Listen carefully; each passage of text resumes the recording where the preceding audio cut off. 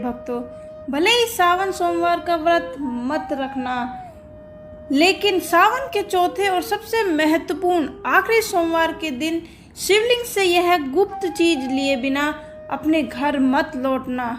मान्यता है कि जो भक्त सावन के चौथे यानी कि अंतिम सोमवार के दिन श्रद्धा और नियम पूर्वक इस गुप्त चीज को अपने घर लेके आता है, उसके घर में भगवान शिव और माता पार्वती की विशेष कृपा बनी रहती है। जीवन की अनेक परेशानियां धीरे धीरे समाप्त होने लगती है और घर में सुख समृद्धि का आगमन होता है।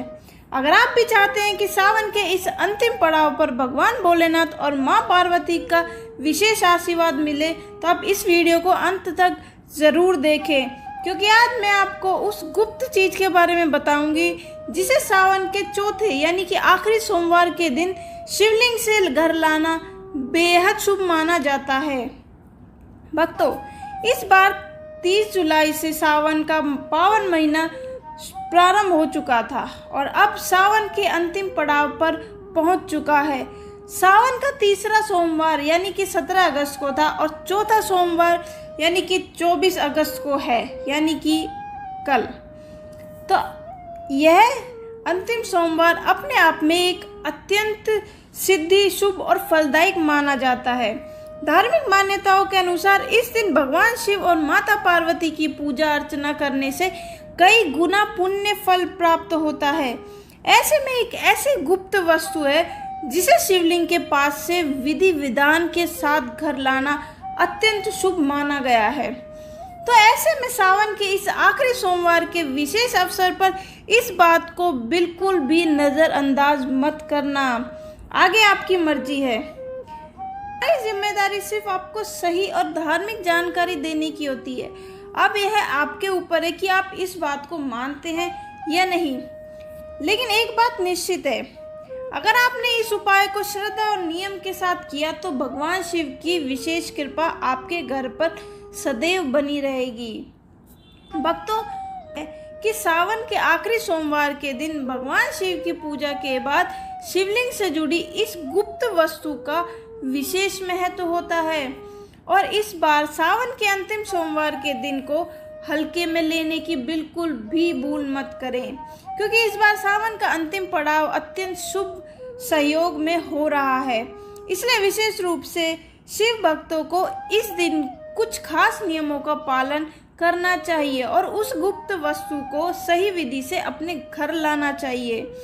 यदि कोई भी स्त्री या पुरुष बिना जानकारी के इस महान अवसर को यूं ही गवा देता है तो भगवान शिव की विशेष कृपा से वंचित रह जाएगा। हमारे हिंदू धर्म में सावन के अंतिम सोमवार को भगवान शिव की पूर्ण अनुकंपा और मनोकामना पूर्ति के लिए अत्यंत महत्वपूर्ण माना गया है। यदि कोई भी भक्त इस दिन श्रद्धा और विश्वास के साथ भगवान शिव की पूजा करके शिवलिंग से इस गुप्त चीज को अपने घर लाता है तो उसके जीवन में सुख, शांति, धन, समृद्धि और सकारात्मक ऊर्जा का भी वास होता है। खासकर शिव भक्त और सुहागन महिलाएं इस बात का विशेष ध्यान रखें, क्योंकि यह उपाय अत्यंत शुभ और कल्याणकारी माना गया है। तो भक्तों, आप लोग इस वीडियो को हल्के में बिल्कुल मत लेना। साथ ही जानने के लिए शिवलिंग सेवक कौन सी गुप्त चीज अपने घर लेकर आनी है, इस विधि से लाना चाहिए और घर में कहाँ रखना चाहिए, जिससे भगवान शिव की विशेष कृपा आपके परिवार पर बनी रहे। साथ ही इस वीडियो में हम जानेंगे कि इस उपाय को करते समय कौन कौन सी गलतियां बिल्कुल भी नहीं करनी है, क्योंकि छोटी सी भूल भी इस उपाय का पूरा फल समाप्त कर सकती है। इस वीडियो में हम बताएंगे कि साथ ही हम आपको बताएंगे कि सावन के इस तीसरे और चौथे आखिरी सोमवार के दिन कौन से 3 विशेष कार्य जरूर करने चाहिए जिससे भगवान भोलेनाथ शीघ्र प्रसन्न होते हैं। तो आइए जानते हैं। आपके जीवन के लिए जो सबसे लाभदायक और साबित होने वाला है वह है कल का सोमवार। इसीलिए आप अपने फायदे के लिए इस वीडियो को अंत तक जरूर देखें। ऐसी चीज है जो नहीं चढ़ानी चाहिए और वो 3 से 4 चमत्कारी उपाय भी बताएंगे जिसे हर शिव भक्त को सावन के इस अंतिम सोमवार के दिन अवश्य करना चाहिए, ताकि भगवान भोलेनाथ और माता पार्वती की कृपा आप पर सदैव बनी रहे। भगवान शिव और माता पार्वती जी के सच्चे भक्त हैं तो तुरंत इस वीडियो को लाइक कर दो और चैनल को सब्सक्राइब जरूर कर लें। तो ओम नमः शिवाय, हर हर महादेव।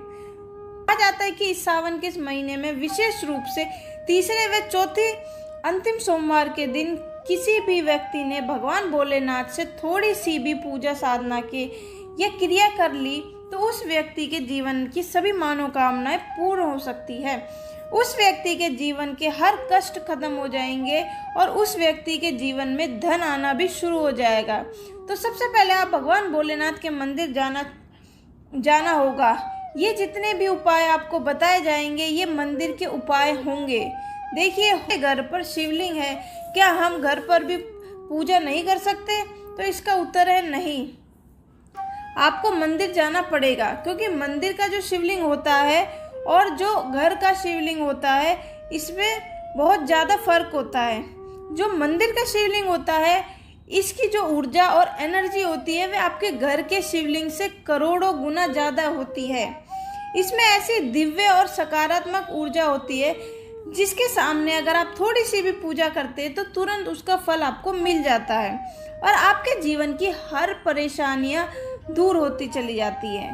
अब मैं आपको वो उपाय बताने जा रही हूँ। सावन के अंतिम सोमवार के दिन अगर आप मंदिर जाकर भगवान भोलेनाथ की पूजा आराधना कर रहे हैं तो मान के चलिए कि आपके जीवन के सभी कष्ट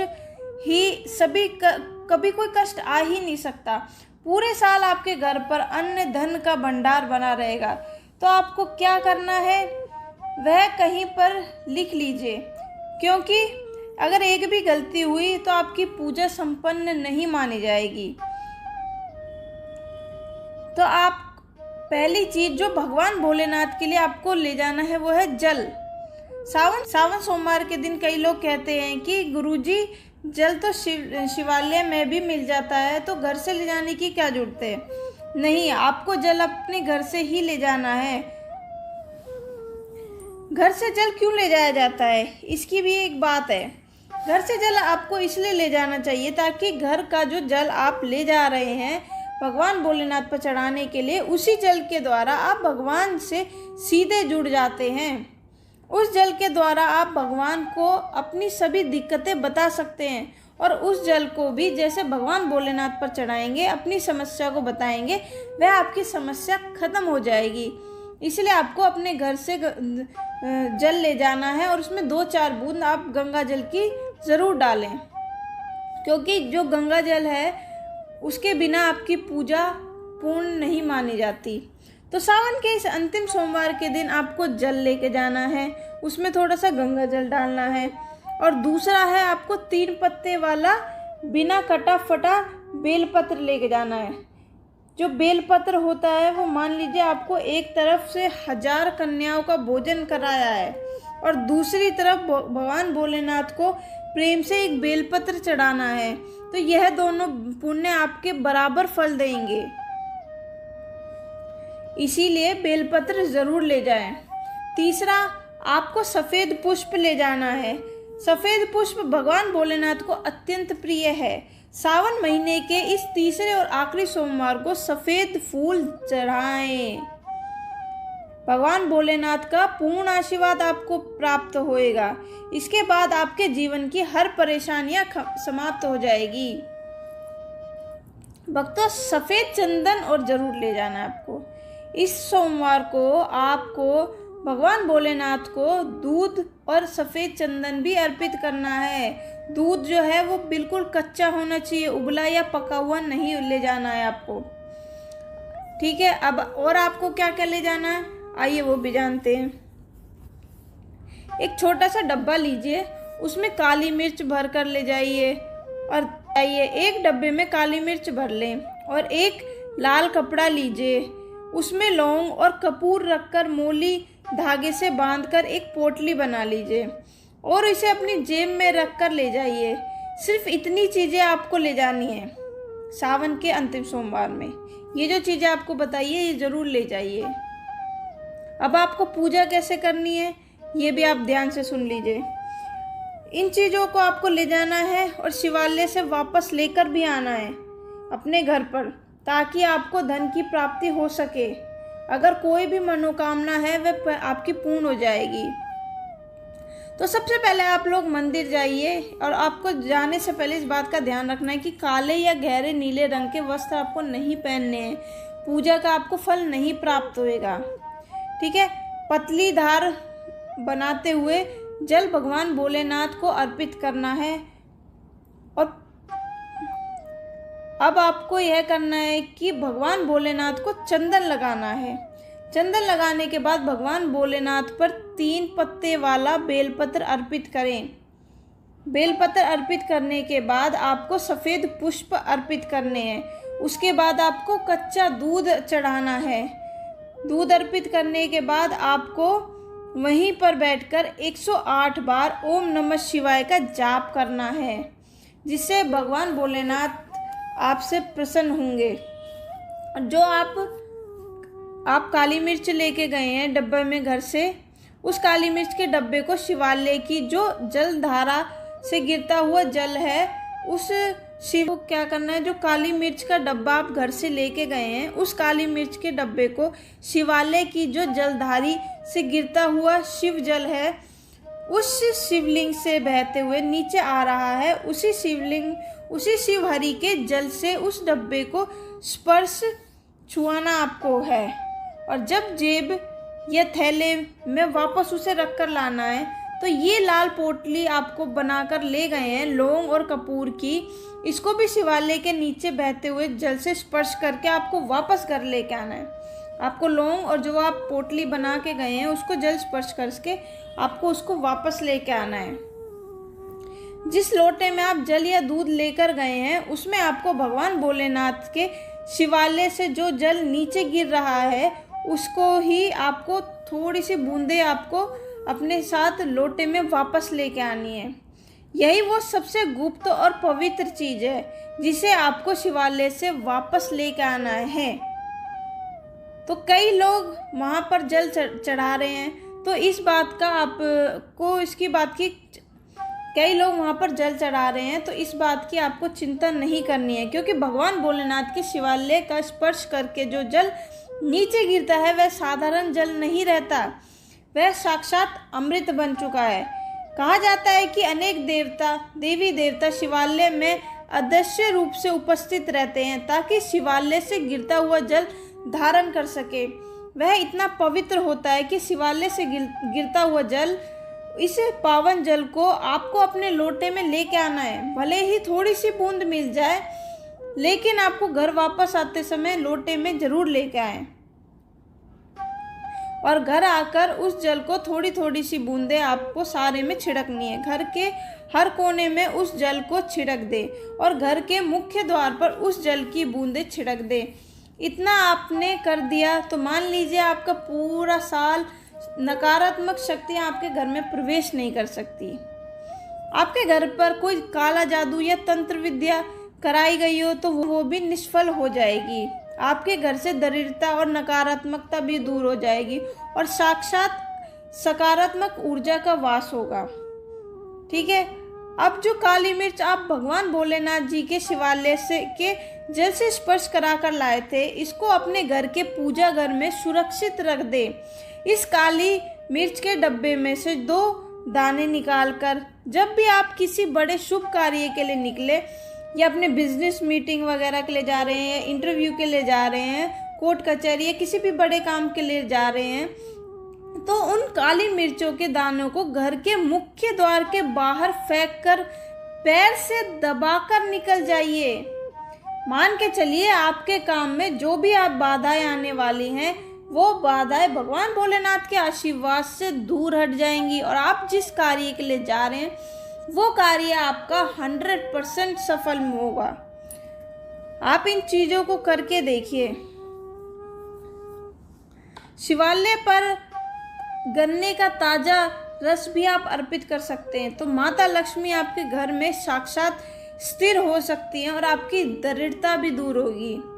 बड़ी हो या छोटी हो या कर्ज का कितना भी ऊंचा पहाड़ हो, आपके सामने वो घुटने टेक ही देगा। यदि आपको लगता है कि आपके घर में पितृदोष है या राहु केतु की महादशा चल रही है, तो आपके काम बनते हुए बिगड़ रहे हैं, तो जल के अंदर थोड़े से काले तिल मिलाकर ओम नमः शिवाय का 108 बार जाप करते हुए सावन के अंतिम सोमवार को शिवलिंग पर अर्पित करें। शिव जी के सबसे प्रिय और दिव्य फल धतूरे की है। लोग अनजाने में पैरों से कुचलकर जितने मर्जी धतूरे शिवलिंग पर चढ़ा दें, जो कि पूरी तरह गलत है और वर्जित है। शास्त्रों के अनुसार शिवलिंग पर धतूरा हमेशा विषम संख्या में ही चढ़ाना चाहिए, जैसे कि 1, 3, 5, 7 इस संख्या में आपको धतूरा चढ़ाना है। गाय का कच्चा दूध, गाढ़ा दही या घर का घी या शहद मिश्री भी आप लोग शामिल कर सकते हैं, जो शिवजी को अत्यंत प्रिय है। और आप बाद में पंचामृत भी यूज़ कर सकते हैं। तो सावन के महीने में बेलपत्र का भी महत्व बच्चा बच्चा जानता है। चलिए, आप लोगों को इस सावन के अंतिम सोमवार में ये सारी चीज़ें करनी है, ताकि आप लोग भगवान भोलेनाथ की विशेष कृपा प्राप्त कर सकें। तो चलिए, अगर आपको वीडियो पसंद आई तो वीडियो को लाइक करें, शेयर करें और अपने परिवार के साथ साझा करें। मिलते हैं एक और नई वीडियो में।